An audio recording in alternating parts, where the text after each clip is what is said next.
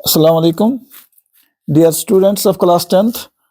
आज का जो हमारा टॉपिक है लाइट से वो है सेकंड पार्ट रिफ्रैक्शन। तो अभी तक जो हम रिफ्लेक्शन पढ़ रहे थे, आज हमें डिस्कस करना है the application of that form of energy which passes through the second medium, जो सेकंड मीडियम में एब्जॉर्ब नहीं होती हैं, जो सेकंड मीडियम पे पढ़ने के बाद बाउंस नहीं होती हैं, बल्कि जो सेकंड मीडियम में ट्रांसफर होती है। और उस ट्रांसफर होने के बाद क्या एप्लीकेशंस हैं उसकी, वही हम पढ़ने जा रहे हैं। In our day to day life हम ऐसी सिचुएशन से गुजर रहे हैं जहां पर हमें इस रिफ्रैक्शन का वो अंदाजा मिल सकता है कि लाइट रिफ्रैक्ट्स, यानी व्हाट द रिफ्रैक्शन मीन। आपने अपने बुक पे भी कभी गिलास स्लैब रखी होगी, या अगर आप रखोगे कोई गिलास स्लैब अपनी बुक पे, तो उसकी जो ये राइटिंग होती है, राइटिंग, फिर अगर आप गिलास स्लैब के थ्रू उस राइटिंग को देखोगे, यू विल फाइंड दैट ये जो उसके लेटर्स होंगे या वर्ड्स होंगे वो आपको लगेंगे ये रेज हुई है। ऐसा क्यों? इसी तरह अगर आप किसी वाटर में कोई पेंसिल या छड़ी इसमें हाफ इमर्स करेंगे, तो उसके बाद इस वाटर को थोड़ा सा आप इधर उधर हिलाइए, आपको लगेगा जो छड़ी का जो ये नीचे वाला हिस्सा है ये बेंड हो रहा है। एक्चुअल में ये बेंड नहीं हो रहा है, लेकिन आपको लगेगा ये बेंड हो रहा है। हाउ? और इसी तरह वाटर के अंदर कोई चीज अगर हो, जब हम उसको देखते हैं तो हमें लगता है कि जैसे ये वहां पर रेजड है, यानी जिस पोजीशन पे होती है हमें लगता है कि ये वहां से थोड़ी बहुत ऊपर जैसे उठी है, अगर वो सॉलिड सब्सटेंस भी हो, ये हमें दिखता है, जो कि मुमकिन में नहीं होता है। इसी तरह अगर आप कोई नींबू पानी में डुबोगे, फिर उस गिलास को आप साइड से देखोगे, आपको लगेगा ये नींबू का साइज जैसे बड़ा हो गया है, लेकिन वो भी एक्चुअल में ऐसा नहीं होता है। ये सब चीजें हमें क्यों दिखती हैं और कैसे दिखती हैं? या किसी तालाब के किनारे पर बैठकर हमें लगता है कि जो पेड़ होते हैं जो उसके पानी के बीच में से दिखाई देते हैं, जब हम कोई कंकर या पत्थर पानी में फेंक देते हैं तो वहां पर जो वेव्स उठती हैं, हमें लगता है कि जो उनकी वो शेप होती है, इमेज होती है पेड्स की, उनमें भी बेंड होता है, जो कि एक्चुअल में होता नहीं है। ये क्यों होता है? ये जिसकी वजह से हमें लगता है, ये जो हमें वहां पर महसूस हो रहा है, it is all because of this process that is called refraction. अब ये रिफ्रैक्शन है क्या, इसको समझने के लिए आपको एक एग्जांपल अंडरस्टैंड करनी होगी। सपोज अगर हम अपनी लोकेशन से, हंदवाड़ा से लेकर श्रीनगर हमें जाना होगा, मैं आपको समझाऊंगा कि रिफ्रैक्शन मतलब क्या है। ये लाइट जब दूसरे मीडियम में चली जाती है तो उसके साथ होता क्या है। सपोज हंदवाड़ा से श्रीनगर जाना है, इट इज 100 किलोमीटर्स। 100 किलोमीटर्स। इस 100 किलोमीटर के रास्ते को तय करने के लिए हमारे पास एक गाड़ी है, घर में एक कार है, जिसकी अपर लिमिट ऑफ स्पीड जो है, जो ये मैक्सिमम स्पीड अटेन कर सकते हैं, that is 100 kilometres per hour. 101 नहीं हो सकता स्पीड। ठीक, किसी दिन आपको श्रीनगर में जाना है और आपको किसी एग्जाम में अपियर होना है। एग्जाम में अपियर के लिए आपके पास जो टाइम दिया गया है वो है 11 AM। शार्प 11 AM पे गेट बंद होगा। तो इसका मतलब ये है कि 11 AM के बाद अगर 1 सेकंड भी आप लेट होते हैं तो आपको अलो नहीं किया जाएगा। आपको हंदवाड़ा से जाना है एग्जाम के लिए। अब आपके दिमाग में ये आया कि हमारे घर में गाड़ी है जिसकी स्पीड जो लिमिट है, जो ये स्पीड में चल सकती है, 100 किलोमीटर की स्पीड में चलेगी। सब सपोज मान लें कि इस दिन किसी गाड़ी को चलने की इजाजत नहीं है, सिर्फ एक गाड़ी को, आपकी एक गाड़ी को चलने की इजाजत दी जाती है। तो आपको ज्यादा खुशी होगी कि अब सिर्फ मेरी ही गाड़ी को चलना है, रोड बिल्कुल क्लियर है, तो मैं 100 किलोमीटर की स्पीड से गाड़ी चलाऊंगा। तो उस हिसाब से आपने अपना सफर बराबर 10 बजे घर से शुरू किया, क्योंकि आपको पता है, आपने फिजिक्स अप्लाई की कि मेरी गाड़ी की जो स्पीड है, मैं हंदवाड़ा से ही 100 किलोमीटर की स्पीड से 10 बजे स्टार्ट करूंगा, बराबर 11 बजे मैं अपने डेस्टिनेशन पे पहुंचूंगा। इस हिसाब से आप 10 बजे निकले, अब आपके पास 1 घंटा है, और 1 घंटे में आपको 100 किलोमीटर पर आवर की स्पीड से हर सेकंड में चलना है। हम एज्यूम करेंगे कि सामने कोई कुछ भी नहीं है, कोई चीज आपके रिकॉर्ड में नहीं आ रही है, और आप चल रहे हैं इसी स्पीड से। नजदीक पहुंचकर किसी जगह आपके गाड़ी का टायर को पंचर हो गया, ये तो किसी के इख्तियार में है ही नहीं। तो गाड़ी टायर पंचर होने के बाद आपको 10 मिनट लगते हैं टायर को ठीक करने में या बदल देने में।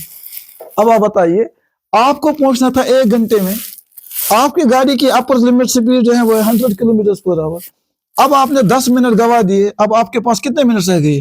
टोटल में 50 मिनट्स।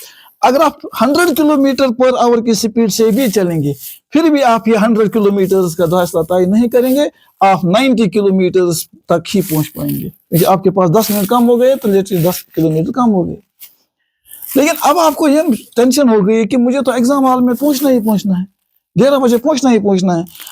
आपके पास दो ऑप्शन थे, एक ये कि यहाँ से आप अपनी गाड़ी की स्पीड को डबल करते, वो तो गाड़ी की अपर लिमिट स्पीड है 100 किलोमीटर पर आवर। तो आपके दिमाग में एक आइडिया आएगा, वो क्या आएगा? आप किसी से पूछेंगे कि मुझे श्रीनगर फलानी जगह जाना है, मेरे पास टाइम बहुत कम है। अब आपके पास टाइम बहुत कम है, मैं ये डिस्टेंस किसी तरह जल्दी से कवर करना चाहूंगा, तो वो आपसे कहेगा बेटा आप एक काम कीजिए, यहाँ से मैं एक शॉर्टकट का रास्ता दिखाता हूँ। क्या दिखाता हूँ? शॉर्टकट का। आप जो यहाँ से इधर उधर जाओगे श्रीनगर, जो ये रास्ता जा रहा है ये कभी टेढ़ा है कभी इधर उधर है, आपको मैं एक स्ट्रेट रास्ता दिखाऊंगा, शॉर्टकट का रास्ता। तो जो ही आप शॉर्टकट लेंगे, आप देखिए आपने क्या किया, यहां पर आपने शॉर्टकट ले लिया, तो आप देखिए आपकी पाथ क्या होगी? बेंड, चेंज होगी। जो ही आपकी पाथ चेंज हो गई, this results in the bending of your path. Same happens with the light. अब देखिए लाइट के साथ क्या होता है। लाइट का जो मेन सोर्स है वो है सन, ठीक। सन से ये अर्थ तक जो आती है, इसका जो मेजर एरिया है, मेजर डिस्टेंस जो है, वो ये एक ऐसे मीडियम से पास कर दी है जो कि वैक्यूम है, जिसमें कुछ भी नहीं है। तो यहाँ पर जो लाइट है, कोई भी चीज रुकावट नहीं है, कुछ नहीं है इसके सामने, तो कोई रेजिस्टेंस नहीं है। इसकी जो स्पीड है वो है अपर लिमिट में, हाईएस्ट स्पीड जो लाइट की है वो इसी मीडियम में है। वो कितनी है? 3 × 10⁸ मीटर पर सेकेंड। अगर किलोमीटर्स की बात करेंगे तो इस 3 × 10⁶ किलोमीटर पर सेकेंड, ठीक है। कहां पर है? वैक्यूम में, जहां पे कोई भी रुकावट नहीं है। लेकिन जो ही ये जमीन के नजदीक पहुंचती है, सपोज अर्थ, जमीन के इर्द गिर्द एक ब्लैंकेट ऑफ एयर है। क्या पता है? ब्लैंकेट ऑफ एयर है। इस एयर में पार्टिकल्स हैं, एयर कंसिस्ट ऑफ मास, इसके मास है, इसका वॉल्यूम है, इसका हुजूम है। तो क्या है कि यहाँ पर जो ये लाइट अब दाखिल होगी, पास तो ये होगी, but it will face the resistance, it will face the resistance. किस रेजिस्टेंस होगी? एयर से। अब चूंकि एयर का मास कम है, लेकिन वैक्यूम के एतबार से ज्यादा है। अगर इन दो को कंपेयर करेंगे तो एयर का मास जो है, mass of air is more as compare to the mass of vacuum. तो यहाँ पर उस मास की वजह से, उन पार्टिकल्स की वजह से लाइट को रेजिस्टेंस होगी। नतीजा ये होगा कि इसकी वेलोसिटी क्या होगी? कम। जो ही वेलोसिटी कम होगी, वो तो ये मजबूर हो जाएगी उसी तरह जिस तरह ये यहाँ पर मजबूर हो गए। किसके लिए? शॉर्टकट रास्ता ढूंढने के लिए, because it also travels a straight path. लेकिन स्ट्रेट पाथ में जब इसके आगे रुकावट, अब ये कोई ऐसा स्ट्रेट पाथ ढूंढने की कोशिश करेगी जहां से ये शॉर्टकट में कहां पर अपने डेस्टिनेशन पर पहुंचने की कोशिश करेगी। तो किसकी वजह से? इट इज बिकॉज कि जो ही ये सेकंड मीडियम में चली जाती है, इसकी वेलोसिटी चेंज हुई। वेलोसिटी चेंज होने का मतलब है या तो वेलोसिटी इंक्रीज होगी या डिक्रीज। यहाँ पे क्या वेलोसिटी होती है? डिक्रीज। जो ही वेलोसिटी डिक्रीज होगी, इट विल बेंड, ये अपना रास्ता बदलेगी। ये रास्ता जब बदलेगी तो लाइट के इस पाथ में, अगर हम इसको ये पाथ ड्रा करेंगे, तो यहाँ पर मामूली सा बेंड आएगा। चलो मामूली स्पीड कम होगी तो मामूली ही अपना ये रास्ता चेंज करेगी। This change in speed results in the bending of light. And this bending of light, ये कब हुआ?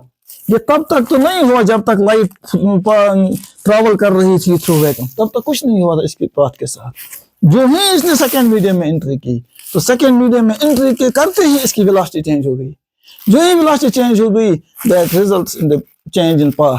वही change in path results in the bending of light, and that bending of light is called refraction. ठीक है बेटा।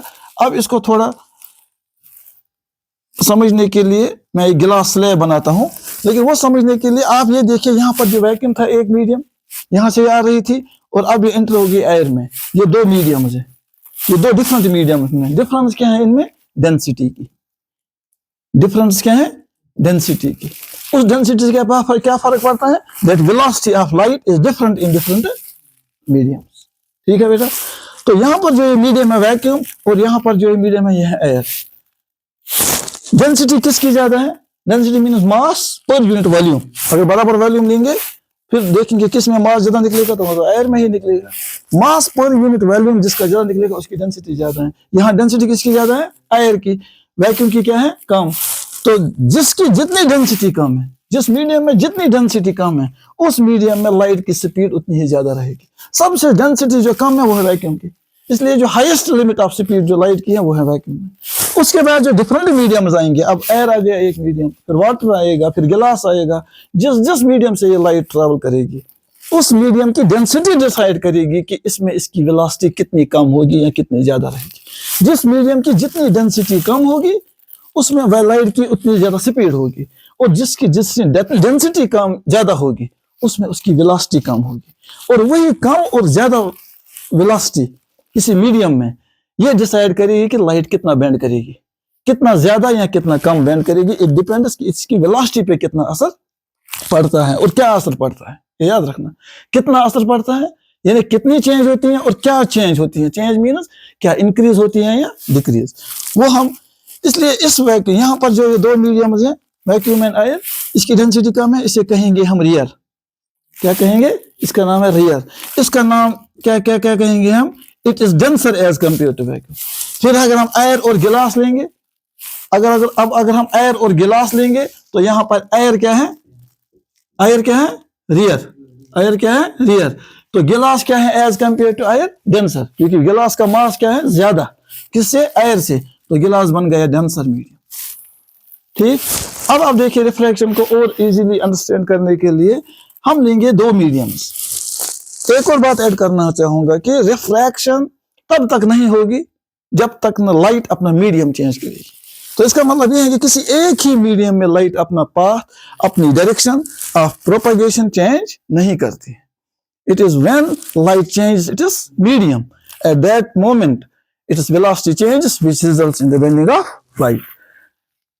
यहां पर हम देंगे उसी चीज को समझने के लिए दो मीडियम्स देते हैं, एयर एंड गिलास। Suppose A ray of light obliquely, ठीक, enters from air to गिलास, air to, इस गिलास स्लैब को हम नाम देंगे A B C D।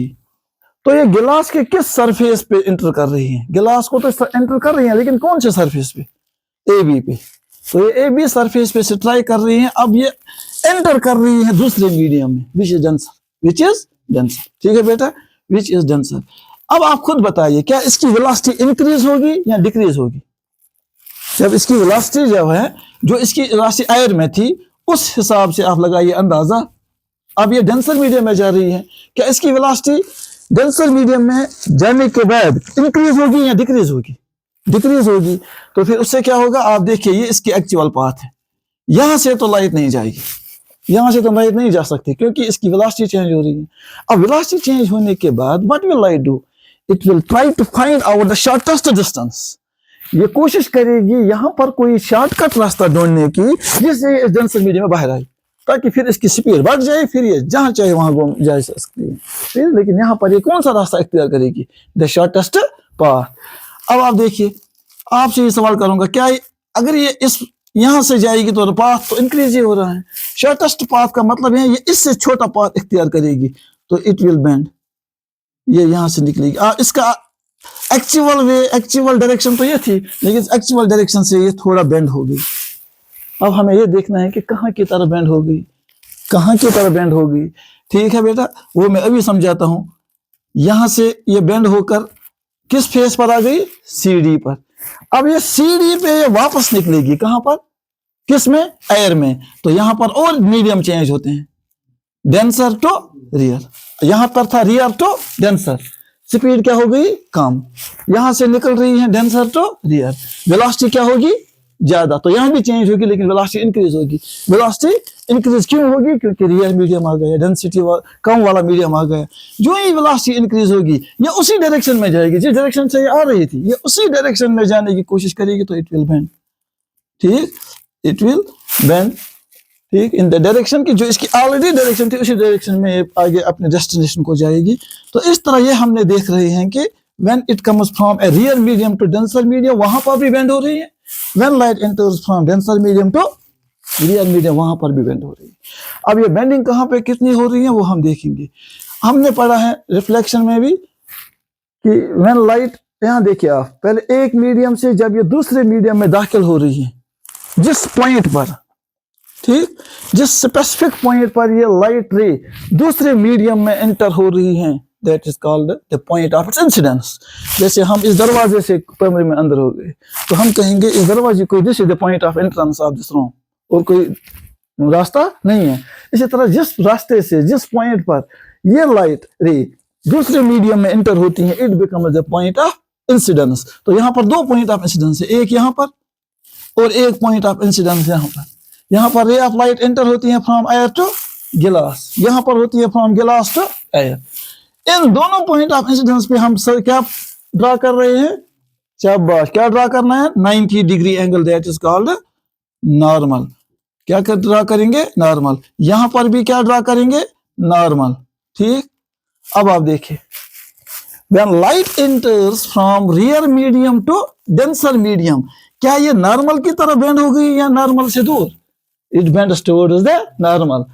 हम जितने भी एक्सपेरिमेंट्स करेंगे we will observe that whenever light travels from rear medium to denser medium, it will bend towards the normal, and when it moves from denser to rear, इसकी velocity increase होती है, it will move away from the normal। तो ये normal, ये है normal, and ये normal से क्या जा रही है, दूर। ये नॉर्मल की तरह बेंड नहीं कर रही है, ये नॉर्मल से दूर बेंड। ठीक, इस तरह हमने क्या देखा कि जब रियर टू डेंसर मीडियम हो गई, वहां पर भी लाइट ने अपनी डायरेक्शन चेंज की। जब डेंसर टू रियर मीडियम में ये दाखिल हो गई, उस वक्त भी इस लाइट ने अपनी direction change. This bending of light, यहां पर भी ये बेंड हो गई, यहां पर भी ये बेंड हो गई। दिस बेंडिंग ऑफ लाइट, यहां पर जो ये बेंड हो गई, यहां पर भी ये बेंड हो गई। ठीक, this bending of light when it travels from one medium to another medium, ठीक, is called refraction of light. तो हम ये लिखेंगे, what is refraction, the bending of light, या हम कहेंगे the change in the direction और change in the path of light. ठीक, जो आपको याद रहे, व्हेन इट ट्रेवल्स फ्रॉम, शाबाश, obliquely, हाँ, when it travels from one medium to, simple definition में, one medium to another medium. जब ये एक मीडियम से दूसरे मीडियम में ट्रेवल करती हैं तो उस वक्त क्या होती हैं, लाइट उसी डायरेक्शन में ट्रेवल नहीं करते हैं, बल्कि इसकी डायरेक्शन चेंज होती है। Why so, it is because of change in velocity. Different mediums में डिफरेंट जो कलर्स ऑफ द लाइट है उनकी डिफरेंट वेलोसिटी है, इसलिए different colours of light different angle से बेंड होते हैं। So this bending of light when it travels from one medium to another medium is called refraction, and the cause of refraction is change in velocity. बस अगर velocity change ना होती तो ये उसी डायरेक्शन में जाती। वेलोसिटी चेंज होना इसको मजबूर करता है अपना रास्ता बदलने के लिए, तो change in velocity is the cause of light. यहाँ पर जो ये रे फर्स्ट मीडियम से इंटर होती है सेकेंड मीडियम में, दिस रे इज कॉल्ड इंसिडेंट रे। क्या रे कहते हैं इसको, इंसिडेंट। जहां पर ये दूसरे मीडियम में इंटर करते हैं, this is called point of incidence. ठीक है बेटा, अब जो ये सपोज ये है ए बी, ठीक, यहां से आप देखिए, ठीक, बी सी, दिस रे इज, ये वही इंसिडेंट रे है लेकिन यहाँ पर बेंड हुई है। बेंड होने के बाद इससे हम कहेंगे, ये तो बेंड हुई ना, इसे कहेंगे रिफ्रैक्टेड रे। कौन सी रे है ये, रिफ्रैक्टेड रे। ये रिफ्रैक्टेड रे बन गई इंसिडेंट रे, किस लिए, एयर के लिए। अब ये एयर में दाखिल हो रही है, इसको भी हम कहेंगे हम पॉइंट ऑफ इंसिडेंस, या इसे कहेंगे हम पॉइंट ऑफ इमर्जेंस, जहां से बाहर निकलती है। Point of incidence for air, point of emergence from गिलास। जैसे ये दरवाजा, it is point of entrance for this room, it is point of emergence, जहां से बाहर निकल सकते हैं from the room. It is point of entrance into the room, it is point of emergence from the room, जहां से आप room से बाहर निकल सकते हैं। तो ये पॉइंट है point of entrance for air, it is point of emergence from गिलास टू एयर। ठीक, यहाँ पर जो ये रे बाहर निकल कर आते हैं, इसको भी हम कहेंगे ये है रिफ्रैक्टेड रे, जैसे कहते हैं इमर्जेंट रे। क्या कहते हैं, इमर्जेंट रे। लास्ट में जो मैं आज इसको ऐड करना चाहूंगा, कल इंशाल्लाह इसको तफसील से पढ़ेंगे, वो ये कि इंसिडेंट रे, ये जो इंटरफेस है ना ए बी, आप देखिए ये इंसिडेंट रे और रिफ्रैक्टेड रे, ये इंसिडेंट और रिफ्रैक्टेड रे इसी सरफेस से निकलती है। इनका कॉमन पॉइंट है पॉइंट ऑफ इंसिडेंस, और नॉर्मल भी वहीं पे है। तो यहाँ पर भी फर्स्ट चला सेम है, incident ray, point of incidence, normal and refracted ray lie on the same plane. अब देखिए इस प्लेन पर ये बन गई इंसिडेंट रे, ये है उसकी रिफ्रैक्टेड रे, ये है पॉइंट ऑफ इंसिडेंस, ये है नॉर्मल। तो इस सरफेस पे सब कुछ अपना अलग है। ठीक, point of incidence, incident ray, normal refracted ray, they lie on the same.